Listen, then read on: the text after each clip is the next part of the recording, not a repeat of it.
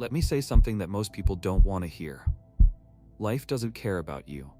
Not in the way you hope it might. It doesn't arrive with instructions. It doesn't hand you a purpose in a gift box wrapped with a ribbon of certainty. The truth? Life is blank. It's an open, infinite silence.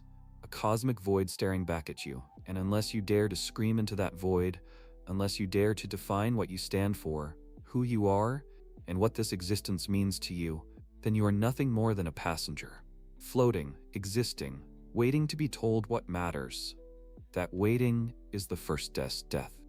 Nietzsche didn't whisper this. He screamed it. He ripped it out of the polite conversations and forced the world to stare into the abyss. He said, "He who has a why to live can bear almost any how." But what if you don't have a why? What if you woke up today and realized that no belief system, no job title, no social media bio, no relationship, no ideology actually fills the hole? That hollow space behind your chest, that endless question pounding behind your forehead that you keep pretending doesn't exist? That's nihilism. And here's the trap. Most people think nihilism is the end, that once you realize life has no inherent meaning, it's over. But Nietzsche? He thought it was the beginning. See, nihilism is not a prison. It's not despair. It's not some black hole of hopelessness unless you let it be. Nietzsche believed it was a cleansing fire, a brutal, necessary purge. A moment where all inherited beliefs collapse, where tradition, comfort, and secondhand truths are burned to the ground. Not because he hated meaning, but because he wanted us to build our own. Are you ready for that? I'm not asking if you're ready to find your passion or chase your dreams. That's Instagram philosophy. That's corporate self-help talk wrapped in pastel colors. I'm asking if you're willing to stand naked in front of nothingness and say, "I will make my own law. I will forge my own values. I will suffer with purpose because I decide what it means to live well." Most people outsource their meaning. They inherit it from religion, tradition, politics, influencers, trends, even trauma. But secondhand meaning is borrowed armor.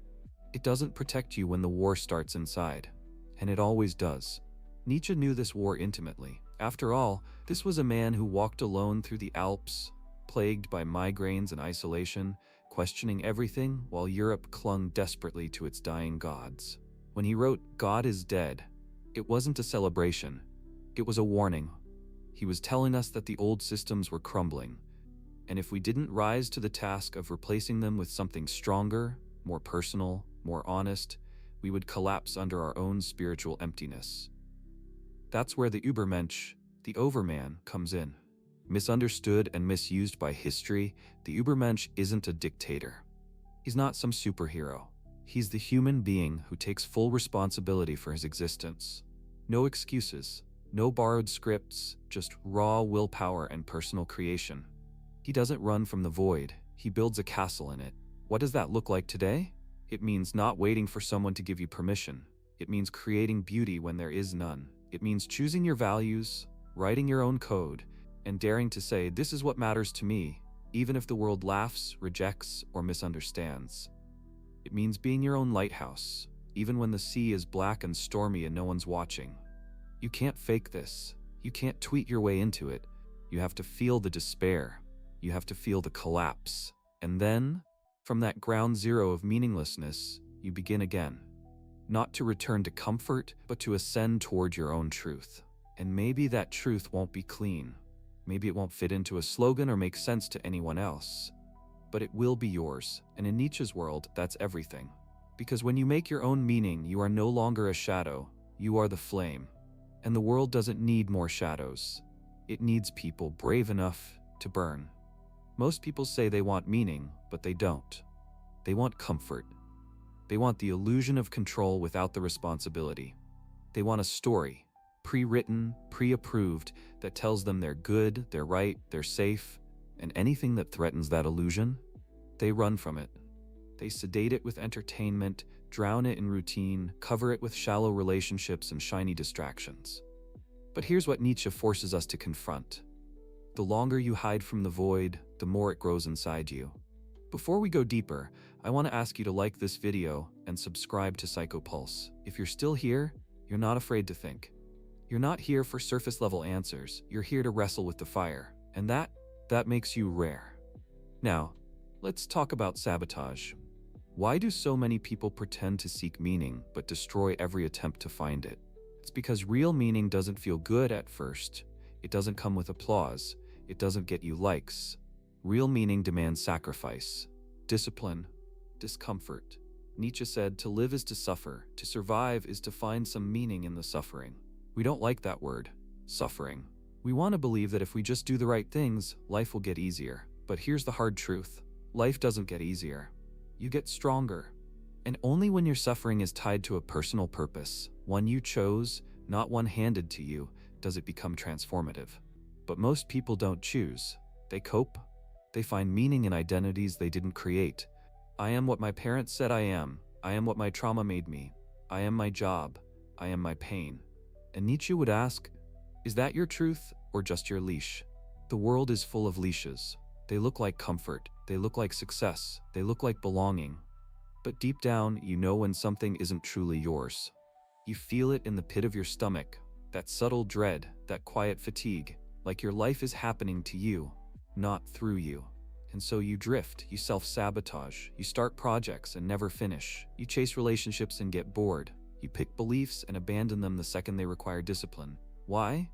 Because your foundation isn't real. It's not forged in the fire.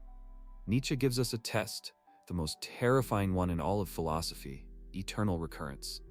He asks, if you had to live this exact life again and again for eternity, would you want to? The same thoughts, same mistakes, same moments of doubt and weakness. Could you bear to live this day a day forever? Most people's answer is no. And that tells you everything. Because if you wouldn't want to relive your life, then you're not really living. You're surviving, enduring, waiting. But for what? Salvation? Retirement? Some external event to hand you a script worth following? But what if nothing is coming? What if this moment, is it, the beginning and the end? What then? Nietzsche would say, good. Now you're awake, now you get to choose. Not in some future fantasy, but now. To live as if your choices echo into eternity. That's not a burden, it's a blessing. Because it rips away the excuses. It forces you to stop playing dead. It demands you become the author of your own suffering, the sculptor of your own becoming. Think about it. Every act of self-betrayal you've committed, every time you shrunk yourself, ghosted your potential, avoided the mirror, it wasn't weakness, it was meaninglessness. You weren't grounded, you weren't rooted in a personal why. And here's the paradox. The deeper you descend into nihilism, the clearer your freedom becomes. When all outside meanings dissolve, what's left is terrifying but sacred. You, your breath, your vision, your raw will. That's not the end of meaning, that's its birthplace. Nietzsche wasn't asking us to worship despair. He was challenging us to stop begging life to hand us meaning like a customer at a spiritual fast food window. He wanted us to forge it, like a blacksmith, through trial and terror and truth. So I ask you, what would it look like to stop being a consumer of meaning and become a creator of it? What belief would you dare to build? What principle would you bleed for, even if the world spat on it? What code would you live by if no one ever validated it? That's your first taste of power, real power, not control over others, but sovereignty over yourself. Here's the part no one tells you when you start creating your own meaning. It's lonely. Not at first. At first it feels like freedom, like stepping out of a cage you didn't know you were in, like fresh air after years underground. But then it hits you. There's no one to clap, no pre-approved path, no guidebook that says, you're doing it right. You walk alone. And most people can't handle that. Because when you decide to make your own meaning, you separate yourself from the herd. You start asking different questions. You stop chasing what everyone else calls success. You start choosing depth over popularity, truth over convenience. That's the moment you lose the crowd, but you find yourself. Nietzsche never promised comfort. He never promised community or understanding or even happiness. What he offered was something deeper. Integrity of soul. A life that burns clean. A life that is yours. And if you think that's soft, you haven't tried it. Ask yourself, what would it mean to become life itself? Not to observe it, theorize it, or analyze it, but to embody it. That's the core of Nietzsche's vision. To say, I am not a victim. I am not a spectator. I am the lightning. Not because you're invincible, but because you chose to stand tall inside the storm. He once wrote, become who you are. But we misunderstand that line. We treat it like a motivational quote. It's not. It's a call to war. It means, Go down into the ruins of everything you thought you were. Dig through the rubble of other people's expectations. Burn every borrowed identity, and then, from that scorched foundation, build something worthy of your suffering. That's the task. That's the fire. To build meaning not as a decoration, but as a weapon, as a compass, as armor. Something that holds under pressure. Something that doesn't vanish when your comfort does. But let's not lie to ourselves. It hurts. There will be nights when you doubt everything, when your new values feel invisible, when the silence becomes unbearable, and you'll be tempted to crawl back to the herd, to pick up some safe label and wrap it around your life like a blanket. But you can't. Not once you've seen the truth, not once you've touched the edge of your own power. You'll start to see what Nietzsche meant by the will to power. Not domination, not cruelty, but the will to create values where none exist, the will to dance in chaos, to affirm life, not despite its meaninglessness, but because of it. That's strength, that's maturity, that's evolution. This isn't about becoming a god, it's about becoming human, finally and fully. A human who doesn't flinch in the face of the void, a human who carves beauty from pain, a human who chooses to love, to strive, to speak, not because it's written somewhere, but because they decided it mattered. And if that scares you, good, it should. Real growth is terrifying, real freedom is dizzying. But Nietzsche believed the alternative, a life of silent, obedient despair, was far worse. He once said, "In individuals, insanity is rare, but in groups it is the rule." So don't expect applause, don't expect understanding, expect resistance, expect doubt, but also expect transformation, expect a depth of aliveness you never knew existed. When you stop waiting for life to mean something and start daring to make it mean something, you become untouchable. Not because you're perfect, but because your pain now serves a purpose, because your soul has chosen its shape. That's what Nietzsche offered. Not answers, not comfort, but fire. And a mirror. There's a moment, a brutal, magnificent moment, when you realize no one is coming to save you. No god, no system, no guru, no partner, no perfect philosophy that wraps life up in a bow, just you, standing in front of the abyss, and the question it hurls into your bones. Now that nothing is certain, what will you become?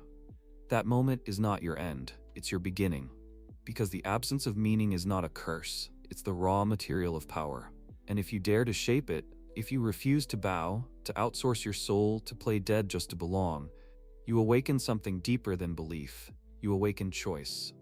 Nietzsche lived at the edge of madness. He walked through life with a fire no one around him could carry. And in that fire, he forged a truth most are too afraid to touch. Freedom is not ease. Freedom is terror. Freedom is responsibility. And if you don't seize it, someone else will define your life for you. But if you do, if you accept that meaning is not something to find but to build, then every day becomes sacred. Every failure becomes a lesson. Every scar becomes scripture. And your suffering, it becomes the architect of your strength. Before we close, if this hit you, like this video and subscribe to Psychopulse. Not because we're selling answers, but because we ask questions no one else will. And if you're walking this road, you shouldn't walk it alone. Here's what you need to understand. Most people live on borrowed time. Not because they're dying, but because their life isn't even theirs. It's stitched together from TV, childhood wounds, family pressure, and social survival. They chase goals they don't even want. They parrot values they don't understand. And deep down, they know it. They feel it in the quiet moments. The scrolling, the numbness, the rituals of pretending. But Nietzsche offers something more dangerous, more honest, and far more beautiful. He asks, what if you stopped pretending? What if you tore it all down and asked, if I had to live this life, this exact one, over and over for eternity, would I be proud? Not happy. Proud. That's the final gate. That's the eternal recurrence. Not as science fiction, but as a psychological weapon, a question that slices through distraction and demands truth. Would you choose this life? Not the fantasy version. This one, with your flaws, your regrets, your unfinished chapters. And if the answer is no, don't run. Don't spiral. Just start. Start choosing differently. Start living as if your soul has weight, as if your values matter, as if your life isn't a script, but a sculpture. Because no one can make your meaning for you. But once you do, once you truly do, you'll stop fearing death, you'll stop craving validation, and you'll stop wasting your days waiting to be told who you are. you'll know, you'll have chosen it. And that is freedom. So go, step into the silence, face the abyss, and don't just survive it, build something inside it, something defiant, something sacred, something yours. Because life has no meaning unless you dare to make one.